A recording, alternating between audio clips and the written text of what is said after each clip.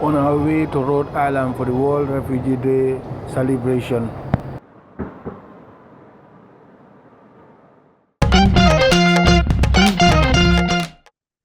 As the Gambia faces a potential travel ban once again, this could affect a lot of people. Over the years, America has been dealing with migration.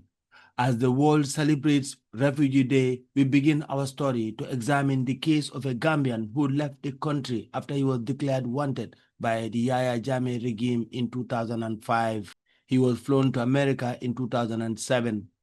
As a newcomer, the challenge of settling down in a new environment is sometimes traumatizing. We offer our expertise in trauma, because that is one of the biggest expertise we have here, trauma related work, and expertise in cultural attunement. I mean, people call it cultural competency, but we don't use that here. We don't use cultural competency because we think that is just a very not accurate way of depicting cultural interactions. And this is 2000 we are in 2019, and in 2019 in the United States of America, and the president is Donald Trump, and administration is not too friendly to refugees. You know, the numbers of refugees coming have been cut drastically, and refugees that we serve here are highly traumatized because their family members are not able to join them. That psychologically is too draining and painful to them. That is a big problem for our population right now. There is fear among the refugee population and our client pool, because people feel they don't belong to a certain extent, not because of the community. The community is amazingly friendly. The American people are amazingly supportive and friendly, particularly Providence and Rhode Island. However, in the general scheme of things, in the political climate at national level, it's a feeling that you don't belong, and feeling that you are being insulted every day by someone who should have otherwise been supporting you. So that's a challenge. That's a big challenge. Omar Bah took advantage of the much talked about American dream. He went to school, got a decent job, and settled down with a family after establishing the Refugee Dream Center.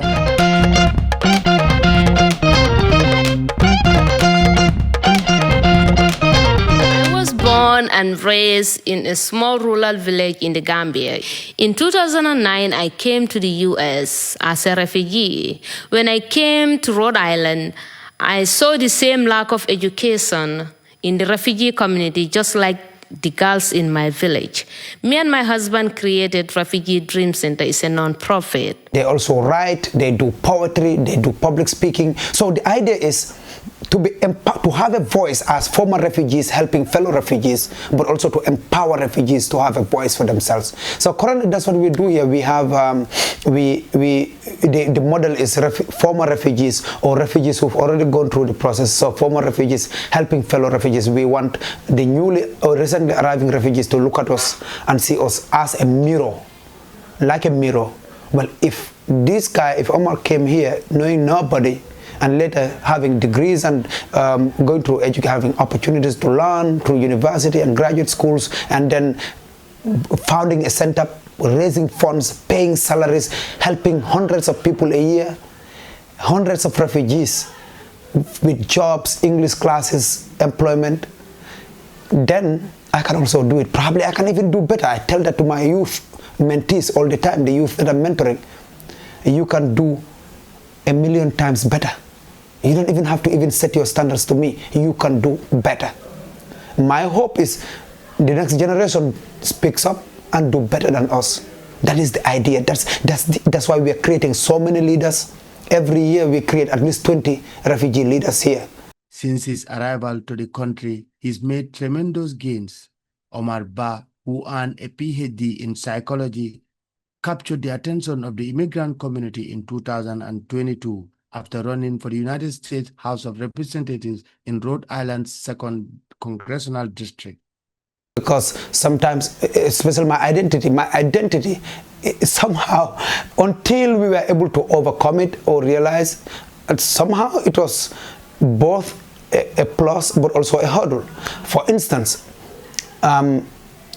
some people from the Middle East, before they know the Refugee Dream Center, somebody had to refer them, or they had to come into contact with some of our staff or volunteers for them to know, oh, they don't serve only black refugees, only African refugees, because Omar is African.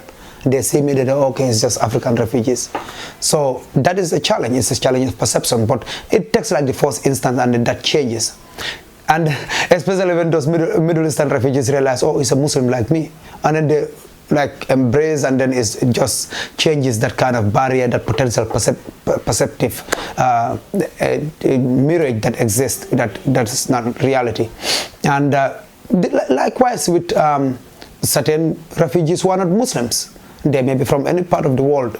If they hear, oh, it's Omar, they may know that's is for Muslim refugees, especially when they see on our website pictures of refugees who have a certain way of dressing. They know, oh, it's just Muslims because the founder is a Muslim.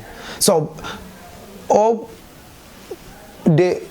it's just my name. So it's a combination of so many things but the plus of it is that in me you find all identities. You find a Muslim, a black, so everybody can identify with me, whether you are a Middle Eastern refugee or an African refugee. So eventually I feel my identity initially need to be explained so that it doesn't create perceptions for somebody to withdraw and thinking he serves only Middle Easterns or Muslims, or he serves only Africans because he's black.